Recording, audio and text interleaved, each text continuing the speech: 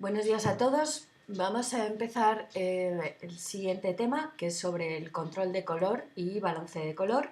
Y hay una segunda parte relativa a los fundamentos teóricos de la corrección del color y el etalonaje. Este tema entra dentro del bloque 2 que podéis comprobar en la programación, del bloque 2 titulado Aspectos narrativos de la luz y el color. Vamos a ver el índice del tema. El tema está dividido en dos partes, como os he comentado en la primera diapositiva. La parte 1, comenzamos con una introducción, nuevamente repasando el concepto de temperatura de color. Y lo que vamos a ver dentro de esta primera parte es cómo filtramos los sensores digitales, o sea, cómo hacemos un balance de color a partir de nuestra cámara.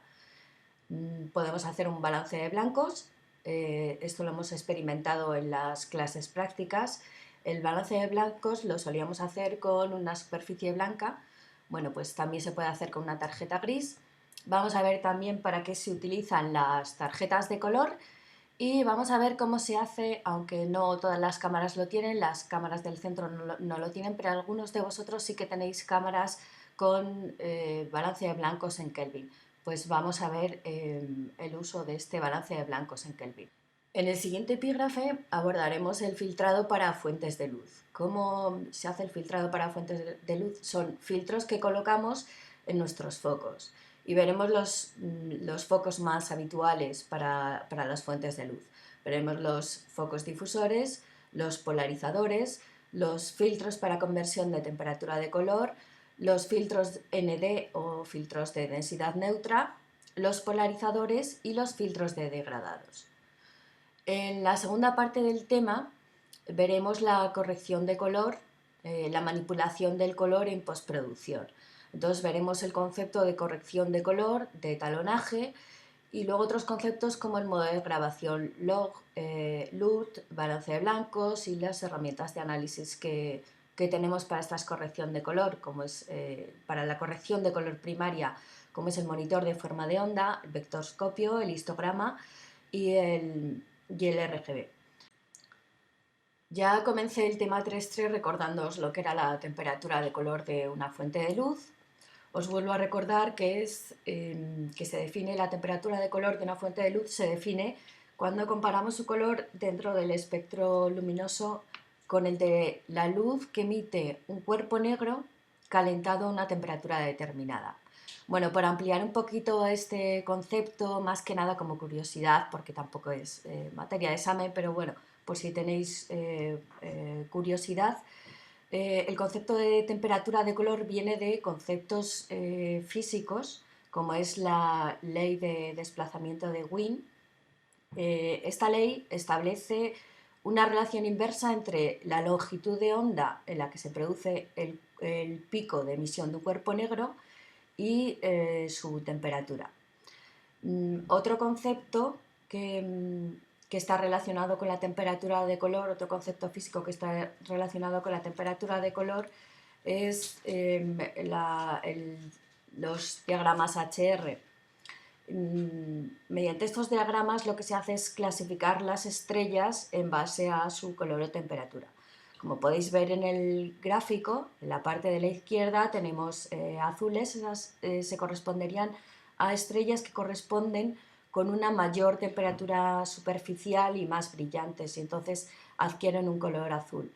Mientras que las que tenéis en la parte de la derecha son estrellas que tienen una menor temperatura superficial y aparecen de color rojo. En esta imagen podéis ver las diferentes tonalidades que va adquiriendo la luz solar según el momento del día. Vamos con el primer epígrafe, con el filtrado para sensores digitales. ¿Qué quiere decir filtrado para sensores digitales? Nos vamos a referir a cómo podemos hacer el balance de blancos en nuestra cámara. Entonces hay diferentes formas de hacer el balance de blancos desde nuestra cámara. Un balance de blancos lo podemos hacer sobre una superficie blanca, lo podemos hacer sobre una carta gris, Podemos utilizar la tarjeta de color o podemos manejar el balance de blancos en Kelvin si nuestra cámara nos lo permite. Aquí tenéis los diferentes automatismos que aparecen en vuestras cámaras, que ya los hemos estado practicando en clase, cuando hemos hecho el balance de blancos, tanto en plato como cuando si vais a hacer fotografías. Tenemos un balance de blancos automático y luego tenemos diferentes automatismos que veis ahí los iconitos, corresponden a la luz del día y os aparece la relación, os aparece la correspondiente temperatura de color. Luz día, unos 5200, 5500 Kelvin, sombra, que va aumentando la temperatura de color porque en las sombras adquiere una tonalidad azulada, la luz blanca, nublado, luz tenue puesta de sol, 6000 Kelvin, luz de tusteno, es una tonalidad cálida, corresponde a una temperatura de color de unos 3200, luz fluorescente blanca, unos 4000 Kelvin, flash, y los dos últimos que nos interesan, que es el personalizado y cuando podemos manejar desde nuestras cámaras la temperatura de color en Kelvin. Recordad que cuando hacíamos un balance de blancos personalizado, lo que hacíamos es coger un folio blanco y iluminarlo con las luces que íbamos a utilizar cuando estábamos en plató, aunque en exteriores también podíais hacer exactamente lo mismo. Os comenté que es sobre todo muy útil que los automatismos de la cámara, por supuesto que pueden funcionar bien en alguna circunstancia. El balance de blancos personalizado y el de temperatura de color son los más profesionales y sobre todo son muy útiles cuando tenemos diferentes ambientes para fotografiar. Además de hacer una fotografía a una superficie blanca, hay algo más profesional que es la tarjeta gris. El kit de la tarjeta gris suele venir con una tarjeta gris, con una tarjeta negra y con una tarjeta blanca. El origen de la tarjeta gris viene del siglo XX, de la fotografía analógica, y se utilizaba para conseguir la exposición correcta en nuestras tomas. En un principio, lo que hizo Kodak fue, en vez de escoger la tarjeta gris, fue posterior. Kodak lo que hizo en un principio es coger inicialmente la tarjeta con el característico color amarillo de sus cajas. Finalmente, seguramente por influencia del fotógrafo Ansel Adams, que fue el creador del sistema de zonas, se cogió el gris medio. El gris medio refleja un 18% de la luz incidente y se corresponde con la zona 5 del sistema de zonas de Ansel Adams. Esta zona lo que hace es definir una reflectancia media. Fijaros que es un 18% y no un 50%. ¿Por qué? Porque estamos hablando no de escalas aritméticas, sino de escalas lineales, sino de escalas logarítmicas. ¿Y por qué se mide en escalas logarítmicas? Pues porque es la visión humana aprecia el cambio de luminosidad de una forma logarítmica, no de una forma lineal. O sea, para que nosotros percibamos el doble de luz, no sería multiplicado por 2, ¿de acuerdo? Sino que sería 10 elevado a 2, sería 100 veces más. Es por eso por lo que se utilizan escalas logarítmicas, pues cuando hay unos valores que de una forma lineal es muy complicado de manejar, es por eso por lo que se utilizan los logaritmos, cuando estamos manejando potencias.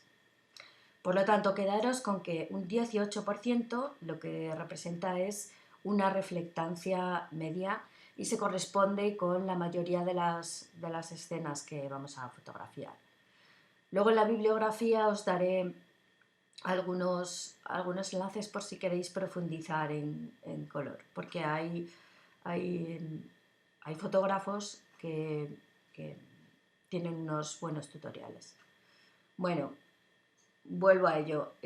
Un gris medio se define como una superficie que refleja el 18% de toda la luz que recibe, va a reflejar un 18%, por lo tanto absorbe un 82%. el 82% restante. En esta diapositiva tenéis una comparación del rango dinámico del ojo humano y de cámaras digitales, de monitores y de impresoras. Si veis, el ojo humano tiene un mayor rango dinámico que cualquier cámara digital que os podéis encontrar en el mercado. El rango dinámico es capaz de distinguir hasta 20 pasos, o sea, 20 escalas de grises. Fijaros que en las cámaras digitales son unos 12, monitores unos 6 pasos y impresoras 4. ¿Con qué está relacionado todo esto del rango dinámico? Pues si recordáis, con uno de los parámetros de calidad de la imagen. Fijaros en estas dos fotografías. En la fotografía de la izquierda tenemos un menor rango dinámico. ¿Por qué? Porque es capaz de capturar, el sensor ha sido capaz de capturar menos pasos que en el siguiente, menos escalas de grises que la foto de la derecha. Por lo tanto, la foto de la derecha percibimos que tiene una mayor calidad que la foto de la izquierda. Por lo tanto, la tarjeta gris es una tarjeta que suele utilizarse para calcular la exposición correcta, pero podemos utilizarla también para efectuar un balance de blancos. ¿Por qué podemos utilizarla para un balance de blancos? Pues porque tiene un color neutro y es por ello por lo que resulta de mucha ayuda. Cuando hacemos el balance de blancos con la tarjeta gris, puede resultar de mucha ayuda visualizar el histograma. Entonces, todos sabéis visualizar el histograma, os he enseñado a visualizar el histograma en las cámaras. Visualizáis el histograma y en el momento del disparo, al visualizar el histograma, tiene que quedar justo en el medio de ese histograma la tarjeta gris. Una tarjeta que nos va a permitir no solamente efectuar el balance de blancos, sino conseguir un control mucho más exacto sobre la reproducción del color, es la tarjeta de calibración del color. La más conocida es la Color Checker de X-Rite. Son tarjetas que, como veis en la imagen, tienen varios recuadros. La primera fila, la fila inferior, son 24 parches en total. Pues la fila inferior, los primeros 6 parches, es una escala de grises neutros, desde el blanco absoluto hasta el negro absoluto. La siguiente fila, ¿qué es lo que veis? Pues los colores RGB, rojo, verde y azul, azul, verde y rojo, por seguir de izquierda a derecha. Y los siguientes son el cian, el magenta y el amarillo. ¿Qué es esto? Los colores primarios de la síntesis aditiva y los colores secundarios de la síntesis aditiva. El resto de los colores que veis en la fila superior, los dos primeros empezando por la izquierda son las tonalidades de la piel más habituales, y luego los que tenemos pues son colores bastante habituales en una toma. Además de los tonos cercanos a la piel, tenemos pues un azul cielo, el verde vegetación, flor azul, y luego otros como en la fila de abajo, como el rojo moderado, el naranja amarillento, el púrpura azulado, verde azulado y verde amarillento. Si pasásemos estos colores al círculo cromático, porque no son colores aleatorios, si los pasásemos al círculo cromático y los ubicásemos en el círculo cromático, vemos que están bastante bien repartidos. Por lo tanto, pues representan bastante el círculo cromático. La finalidad entonces de esta tarjeta es que el color que apreciamos en la escena sea reproducido de la manera más exacta. ¿Cuál es la forma de utilizar esta tarjeta? Esta tarjeta es sobre todo útil por ejemplo, en publicidad, que necesitan una reproducción exacta de los colores. Para utilizar esta tarjeta lo que hacemos es vamos a hacer tanto una sesión de fotos como una grabación en audiovisual. Lo que hacemos es hacer aparecer la tarjeta de color en nuestra escena. Y una vez que hacemos aparecer la tarjeta de color en nuestra escena, bueno, seguimos con nuestra grabación o con nuestra sesión de fotos. Y luego, en el momento de la edición, lo que hacemos es ajustarlo mediante en foto, pues con programas como el Lightroom o el Camera Raw. Y en Premiere sería hacer una corrección primaria, bueno, en edición de vídeo sería hacer una corrección primaria con el programa de edición que tengamos, bien sea con Premiere o con Final Cut. Os voy a dejar también enlaces para que, por si alguien tiene curiosidad, pues uno de Hugo Rodríguez, y que te habla además sobre el creador de la carta de color, y un curso bastante más específico sobre gestión de color, por si alguien quiere profundizar en esos temas. Vamos ahora con otra forma de establecer el balance de blancos, que no tienen todas las cámaras, pero bueno, ya cada vez más hay más cámaras en el mercado que tienen este sistema, que es mediante los Kelvin. En el menú de las cámaras pues nos aparecen los grados Kelvin. ¿Y qué es lo que le estamos diciendo a la cámara? Imaginemos que tenemos una luz ambiente de unos 3000 Kelvin, como el que podíamos tener en el plato cuando utilizábamos los tungstenos, y entonces en el balance de blancos a nuestra cámara le decimos que establezca esa temperatura de color, porque lo que queremos es conseguir una luz blanca. Entonces en el balance de blancos ponemos 3000 Kelvin. ¿Para qué? Para conseguir luz blanca. La luz blanca es 5000, os he puesto ahí 5000, pero bueno, 5000, 5500 Kelvin. Entonces, ¿qué es lo que hace la cámara para compensar? Para llegar de 3000 a 5000 Kelvin, que es la luz blanca, necesitamos 2000 Kelvin. ¿Qué es lo que va a hacer la cámara entonces? Pues va a compensar entonces con luz azulada, con 7000 Kelvin. ¿Para qué? Para obtener esa luz blanca. Por lo tanto, nos pone un filtro azul. Con esto hay que tener cuidado porque a veces nos liamos, yo incluida, nos liamos un poco. Entonces hay que tener en cuenta que si le ponemos una una temperatura cálida, la cámara nos compensa con un filtro frío.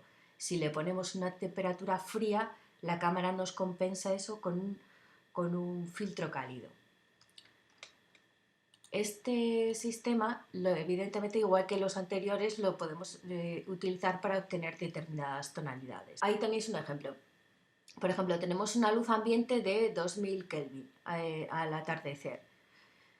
Podemos establecer el balance de blancos, como en el supuesto anterior, para obtener una luz blanca de 2000 Kelvin y nos lo compensa con un filtro azul.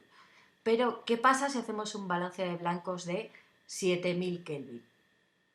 Daros cuenta de que la luz blanca es 5000 Kelvin, ¿vale? De 7000 que hemos puesto en nuestro balance de blancos hasta los 5000 de la luz blanca, la cámara lo que va a hacer es compensarlo con 2000 Kelvin. Por lo tanto, nos va a acabar saliendo una fotografía con tonalidades cálidas. Aquí tenéis un ejemplo. Esto es una fotografía cogida de la página esta de Zoom, que alguna vez os lo he comentado en clase, que está bien para profundizar un poquito, pero tiene unas explicaciones muy sencillas, no es nada complicado, y además siempre lo documenta con muchas imágenes. Bueno, pues ahí tenéis esta fotografía, está tomada de esa página, y es una fotografía tomada al atardecer. Entonces, si pones el atardecer, suelen ser unos 2000 Kelvin, y además está nublando, unos 2000 Kelvin. Entonces, si ponemos 2000 Kelvin, la fotografía, bueno, lo podéis ver en la web, la fotografía tampoco transmitía mucha emotividad. La fotografía de arriba, la parte de arriba de la fotografía la hemos compensado poniendo en nuestra cámara 3000 Kelvin. ¿Qué es lo que ha hecho? Compensarlo con un filtro azul. Mientras que la de abajo hemos puesto 7000 Kelvin. Por lo tanto, lo ha compensado con un filtro cálido. Este sistema, sobre todo es cuestión de práctica, pero para que penséis un poquito, decirme, bueno, poneros a pensar con qué, con qué, qué temperatura de color le hemos puesto a nuestra cámara para obtener esta fotografía con estas tonalidades azuladas. Hemos visto en el epígrafe anterior todas las acciones que podemos realizar desde la cámara para hacer nuestro balance de blancos, y el siguiente epígrafe es los filtros que utilizamos para las fuentes de luz. Tenemos diferentes tipos de filtros. Aquí vamos a hablar pues de los más habituales. En primer lugar tenemos los filtros difusores. Si veis en ese cuadro, cada uno de los, si entráis en una página como puede ser LiFiltres, tenéis unos cuadros para cada uno de los filtros donde os va a poner las características de cada uno de los filtros. En el caso de los difusores, bueno, un filtro difusor se utiliza para crear una luz suave y reducir la densidad de las sombras.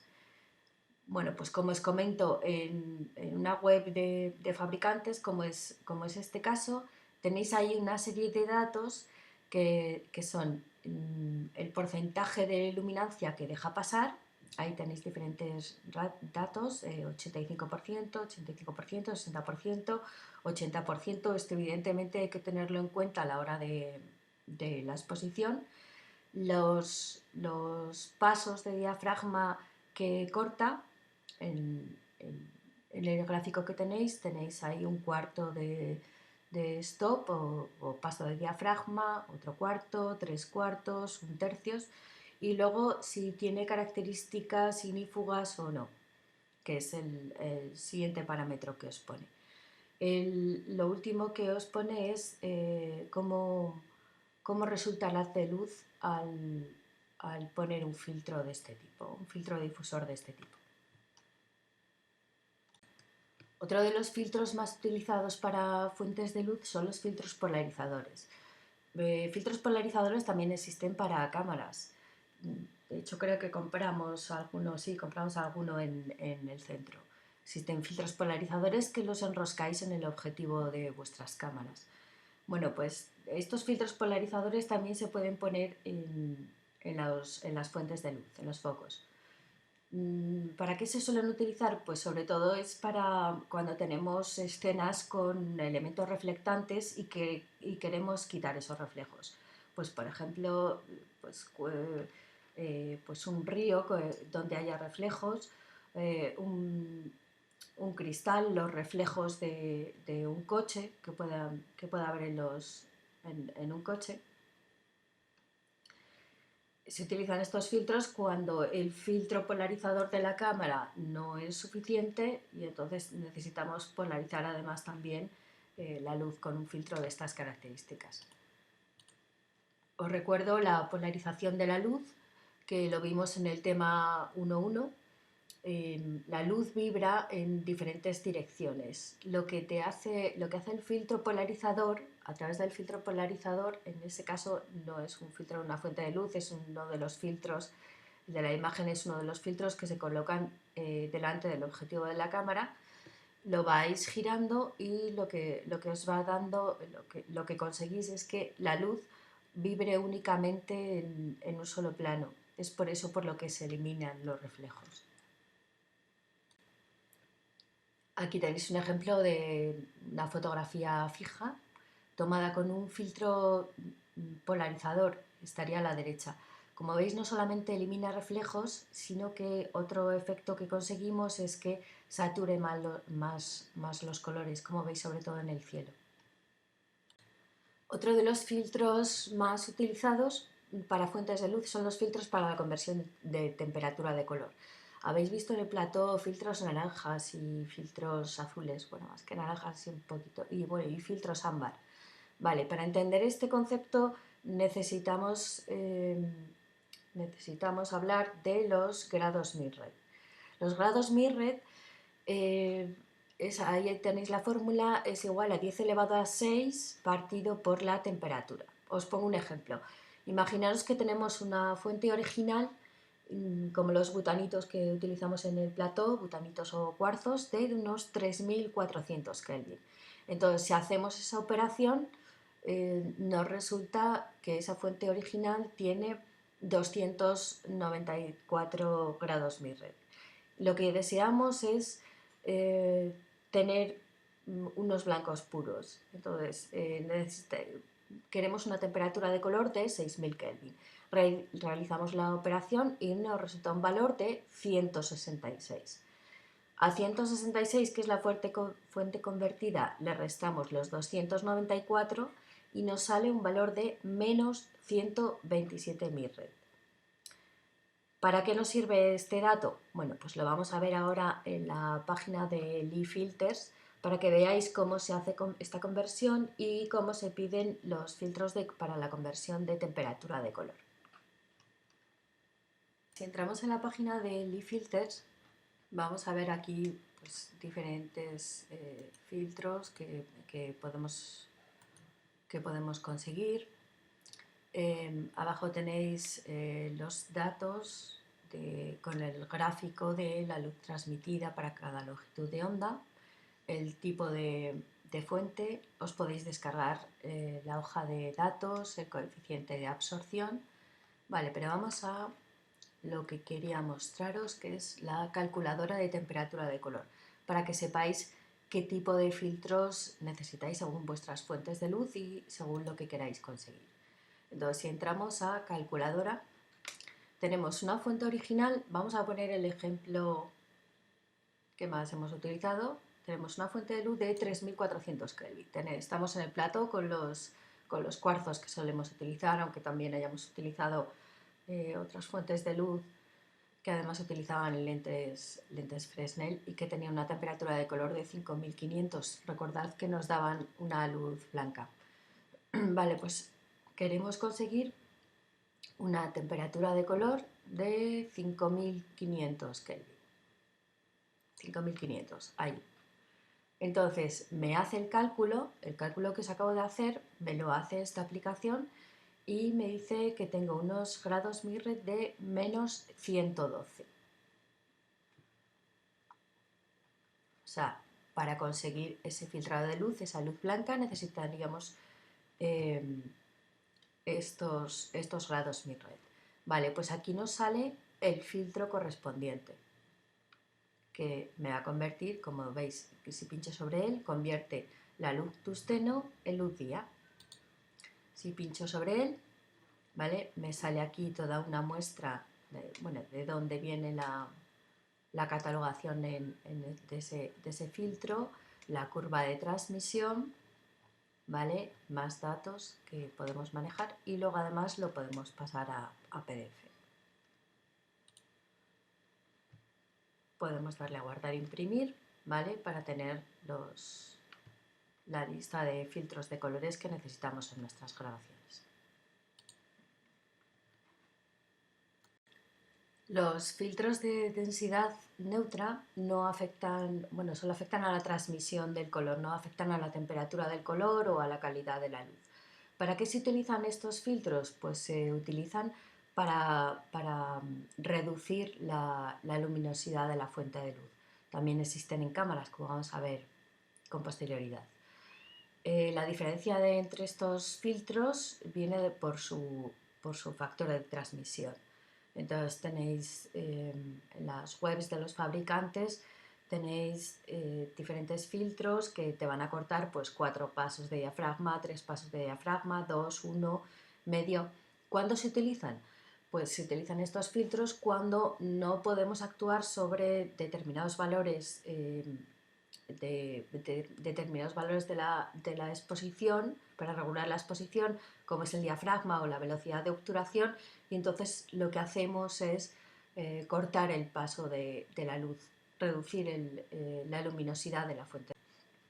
Los filtros para cámaras que nos podemos encontrar son filtros polarizadores, filtros degradados, filtros de densidad neutra y filtros de colores, aunque los filtros de colores no suelen utilizarse demasiado. Los filtros polarizadores pues actúan igual que los filtros polarizadores que hemos visto para fuentes de luz. lo que hacen es conseguir que la luz vibre únicamente en un solo plano. ¿Y con eso qué conseguimos? Pues conseguimos eliminar los reflejos, los brillos que pueda haber en la escena, y además conseguimos una mayor saturación. Al haber eliminado estos reflejos y estos brillos, conseguimos una mayor saturación en los colores. Los filtros de densidad neutra son filtros que nos van a alterar la exposición. Como veis en esa fotografía hemos conseguido capturar, se ha conseguido capturar el movimiento de las nubes reflejado en el suelo.